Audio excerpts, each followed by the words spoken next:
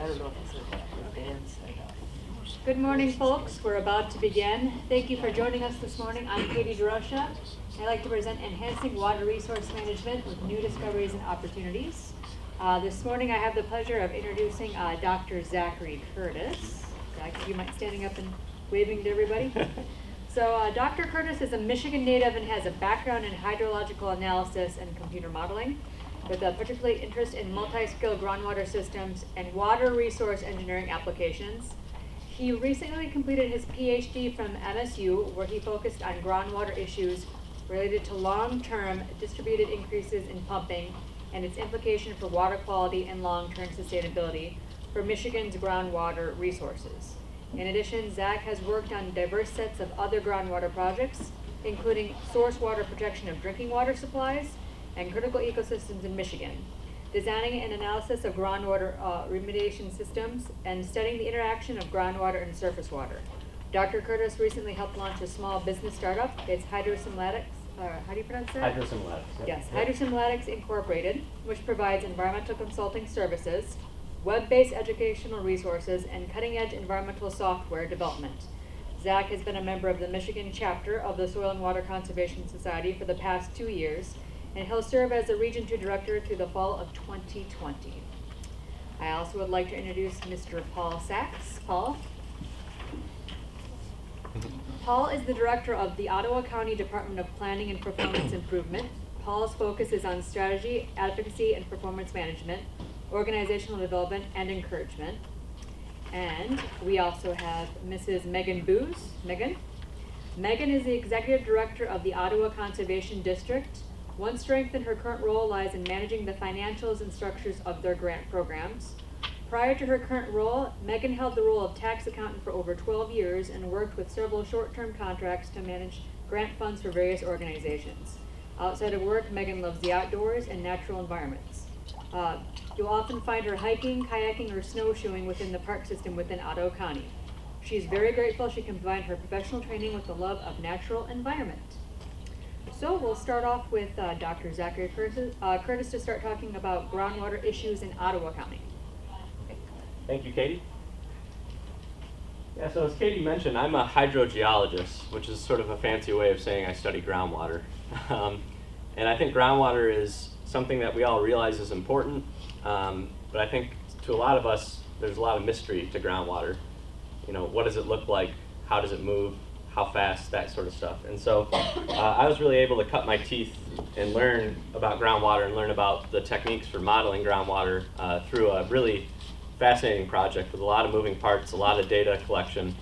And so that's what I'm going to talk about for the next 25 minutes or so. And then Paul Sachs is going to talk about what's actually being done following up on that study with the data, what sort of planning for the next 20, 30 years ahead. Okay, so just to give you an outline, again, this is groundwater. That's the topic of the study. It's in west central Michigan, Ottawa County, but this has implications for the rest of the state, so I'll try to touch on that at the end. But I'm going to talk a little bit about the problem, some of the motivating factors for this groundwater study that happened from about 2014 to 2018, a little bit of the data that we use to address these issues, and some of the key findings, and then Paul's again going to talk about building awareness, building partnerships, etc. Okay, so again, first half of the talk is a bit of the science, motivating factors, some of the key findings, and then we'll talk a little bit about what's being done on the policy side. Before I jump into all the technical details, I just want to acknowledge my funding sources, MDARD, as well as Ottawa County Planning Commission, and also the groundwater research team. Okay, so this was my PhD research project, but I worked closely with my PhD advisor, Shuang Li, Huisheng Liao. We were all at Michigan State during this project. Dr. Li and Huisheng Liao and myself had the small business Hydrosimulatics that Katie mentioned, and Prasanna Sampath, who's now a faculty in India.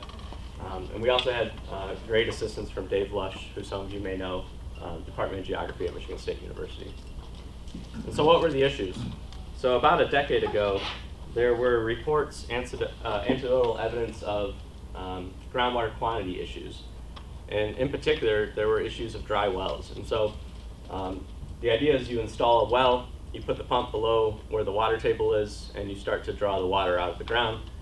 But as you use more and more water, you can eventually reduce the water levels below the pump level. And whoop, there we go. And what you get is essentially what we call a dry well, where the pump is actually at a higher elevation than the water level in the ground. And so you can no longer actually extract water, and so that's obviously an issue. And so across the county, in Ottawa and West Central Michigan, there were reports of dry wells. And so we started to ask, is this because of increased water demand? Okay, are we using more groundwater? Is that causing groundwater to reduce in elevation? And so if you look at Ottawa County, it's actually the fastest growing part of the state, and actually Allendale Township in the center of Ottawa County is the fastest growing township in the state of Michigan. So a lot of population growth sustained over the last 5 decades to a current population of 286,000 people in Ottawa County alone. So fastest growing county in Michigan. With population growth comes increased water demand. Also expanded agriculture and horticultural activities, especially since about the mid-1990s in Ottawa County, a major ag producer. And so again, this requires water, and for the most part, Ottawa County has sustained on increased groundwater withdrawals.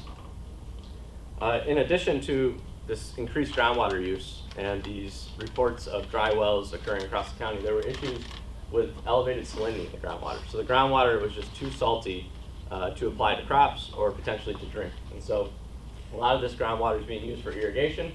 So if you apply groundwater that is saline or has too much salt in it, you can burn your crops, you can have crop failure. And for the rest of my presentation, I'm going to be talking in terms of chloride concentrations. So chloride is a chemical ion that contributes to the salinity of the water. It's not the only ion that does that, but for this study, we use that as a proxy to understand how salty the groundwater was. So again, I'll be referring to chloride concentrations throughout this presentation. And just to give you a sense what sort of concentrations are problematic. Once you go above 100 milligrams per liter, you start to see some issues with crops. And so 140 to 350 milligrams per liter, there's some moderate damage to a number of crops, but some of the levels that we measured in Ottawa County were well above 350 milligrams per liter, so that has significant damage to crops, as well as water supply. So we're all different. We can all sort of taste the saltiness in the groundwater a little differently, but the Environmental Protection Agency recommends 250 milligrams per liter in terms of your chloride concentration in your water for aesthetic quality, as well as dietary concerns, corrosive properties. So that's just to sort of give you a sense of what sort of concentrations we're talking about. Just to give you a background, naturally you should find maybe 10 milligrams per liter or less of chloride in the soil, in the groundwater. And so in the absence of anthropogenic sources or natural sources, that's typically what we're working with. So we asked, is this a system problem? And to give you some context, for about the last 120 years, we're well aware that Michigan's freshwater resources, our fresh groundwater, sits on top of a massive pool of brine. And so this is some of the most concentrated aqueous solutions in the world, actually. 3 times as salty as seawater. And that sits below, thousands of feet below our feet in most parts of the state. But as many of you probably know, the Michigan basin is actually a bowl-shaped, almost like an onion cut in half. So we have layers and layers of bedrock sitting underneath the unconsolidated sediments, and those pinch out near the shorelines. And so, like I said, for about the last 100 years or so, we've known that these brines exist deep below our freshwater reserves of groundwater.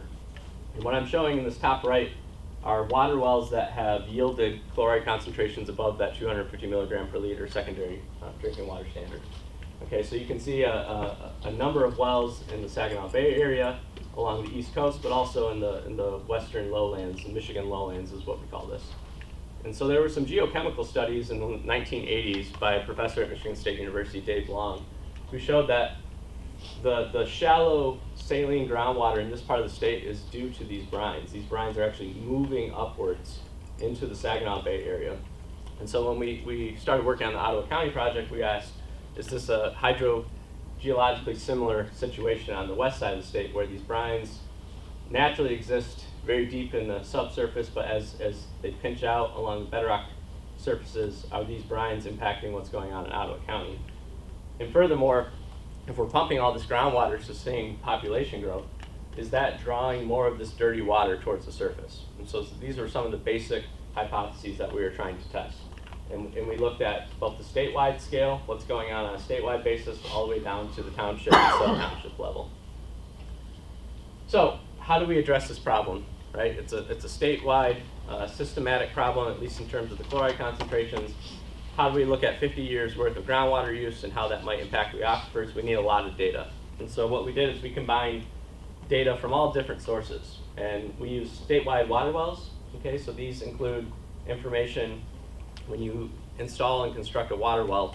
This includes information about the lithology going into the ground, what type of soil or rock you're going through, the water levels at the time of installation. And so that's really important information. We also collected a lot of county level data with the assistance of Ottawa County. And so that was water samples that I went out and collected in the field, but this was also future projections of water use, land use, etc.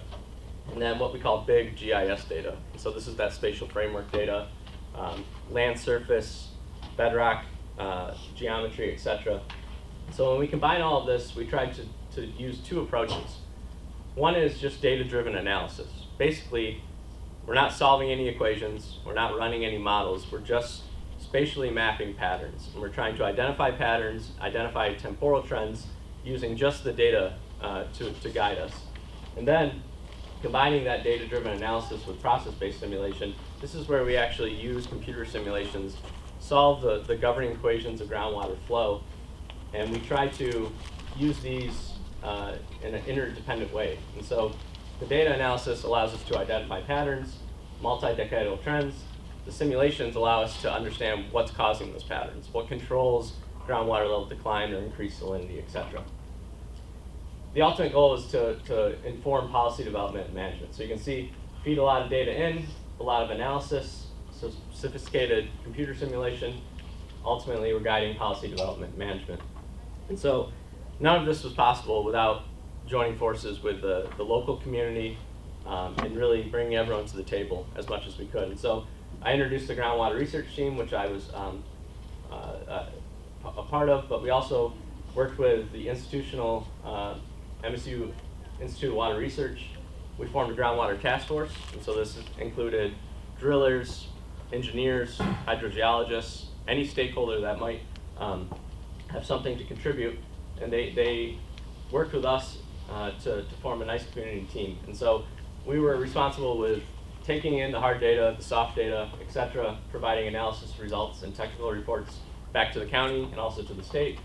The third-party review done by the Groundwater Task Force, so we met with the Groundwater Task Force and the county once a year throughout the entire project and got feedback, adaptive management throughout. And then some of the outputs of the study were not only the analysis and results, but an online decision support system. And I'll talk a little bit this afternoon about online decision support systems. And so let's get into the science. So one of the first questions we wanted to ask is, where do we have high chloride levels?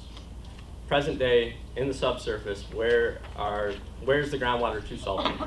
And so that takes a lot of data, as I mentioned. And so in the fall of 2014 and the summer of 2015, I went around to about 500 properties in Ottawa County, farms, private homes, schools, dairy farms, etc.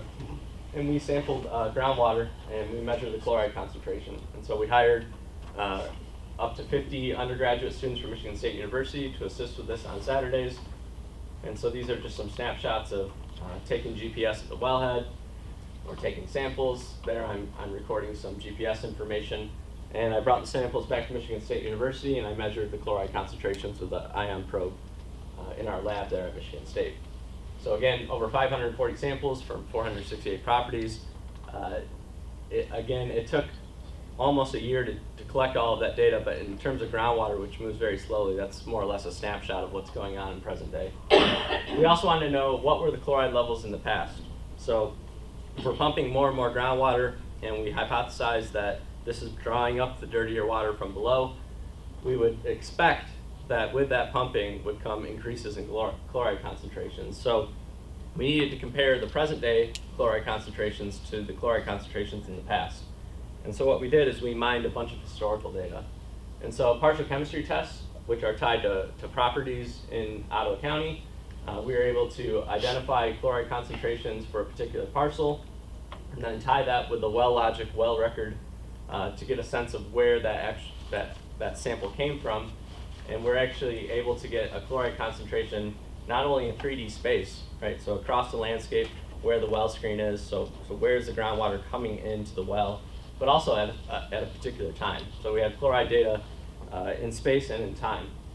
And so these are some of the results, looking at the spatial patterns. And so in the top left, I'm showing you the field collected data. Those are those 500 or so properties I visited.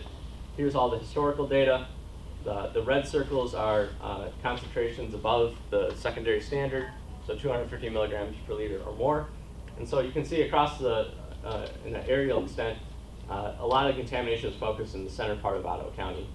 What you're looking at here is a 3D perspective as if you're sitting down in the aquifer system. This top one is as if you're in Lake Michigan looking into the aquifer system. And this multicolored surface is the DEM, the land surface digital elevation model.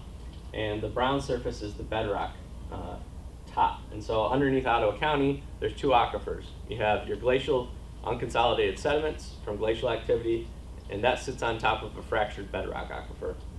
And so what we found is when we start to look at all this data in 3D, we can see that almost all the high chloride concentrations are focused to the bedrock aquifer deep inside the bedrock aquifer.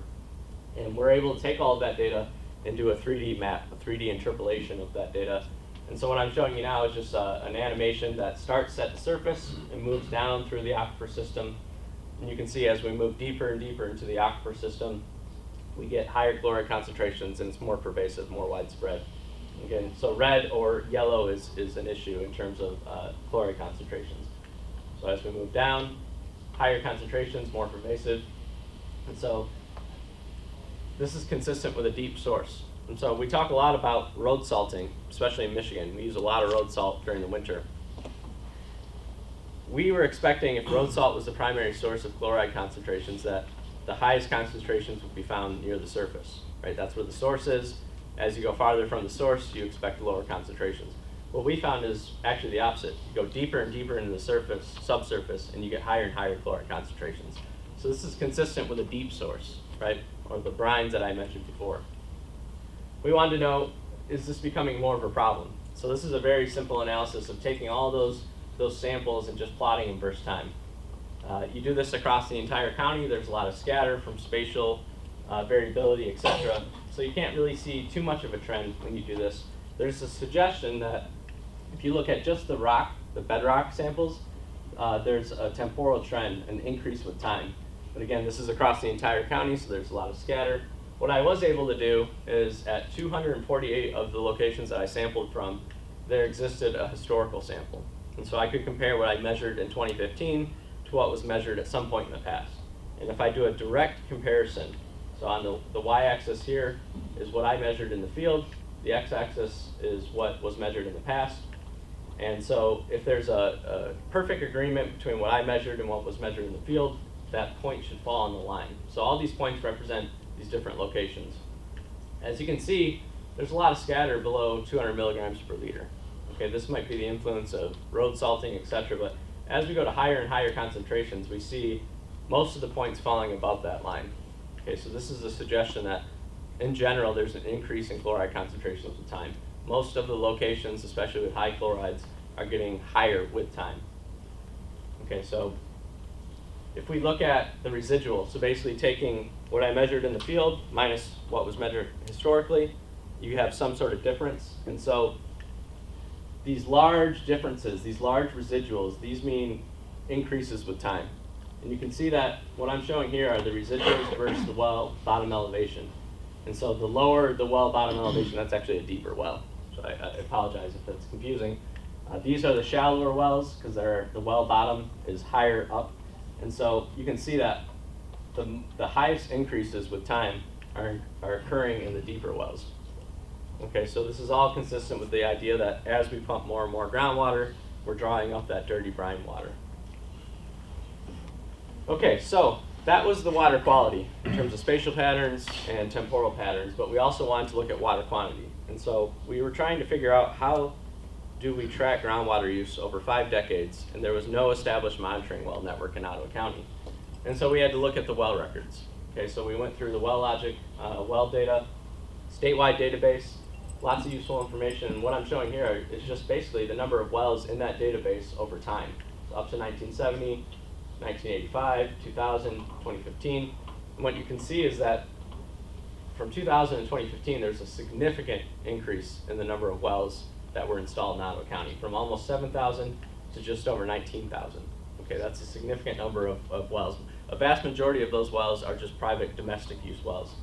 Maybe 5 to 10% are high capacity irrigation, public supply, etc. But the sheer number of wells going in the ground dramatically increased, and that coincides with the period of dramatic population increase. Okay, so what we were able to do is we were sort of by sector, we estimated the groundwater use, right? So on average, how much water does public supply use, how much does irrigation use, etc. We were able to estimate the countywide water use through time. And so we have only recent estimates from MDAR, USGS, and EAGLE. But in general, our overall groundwater use that we simulated matches what was shown in the data. So with the data and some estimates of average groundwater use, we were able to actually simulate water use over time. Okay, so this is the glacial aquifer, that's the superficial aquifer, this is the bedrock aquifer. And you can see not a lot of significant use of groundwater in either aquifer in 1995, but then significant increases over the next 2 decades, especially in the bedrock. You can see along the west side of the glacial aquifer quite a bit of groundwater use, but it's pretty significant use here in the central part of the bedrock aquifer, where we're seeing those high chlorides, right? We also want to map the geology of the subsurface. And so again, we turn to the water well records. And so individually, each record may have some uncertainty associated with it. Some records are just not useful. But when you have 22,000 wells, you can get some general idea of the geology, the water use, etc. And so we were able to extract the information about the lithology, the type of soil or rock that the borehole goes through, and then we can map the type of material across the county. So we basically just generalize all these different subjective descriptions. We categorize into either aquifer material or confining material, and we found that throughout the central part of Ottawa County, there's a lot of confining material, a lot of clays and silts that restrict recharge. Okay, so if we combine that geologic model with our water use model, we can actually simulate groundwater flow over the last 5 decades. And we calibrated that using observed water levels in the well data. So what I'm showing here is an animation of groundwater levels in Ottawa County over the last 50 years or so. Okay, so we're moving into the 2000s, and then it will repeat. So you can see naturally, in historical conditions, groundwater, let me back up a little bit. Red is where groundwater is highest, blue is where groundwater is lowest. Groundwater moves from high to low, and so these are discharge areas, the blue areas, and these are recharge areas. And so you can see under historical conditions, groundwater naturally converged to the Grand River as it dumps into Lake Michigan, but as more and more pumping has occurred in the bedrock aquifer, we've lowered the groundwater levels significantly. So you can see this, what I call a deepening cone of depression throughout the central part of Ottawa County where that increased groundwater use was observed.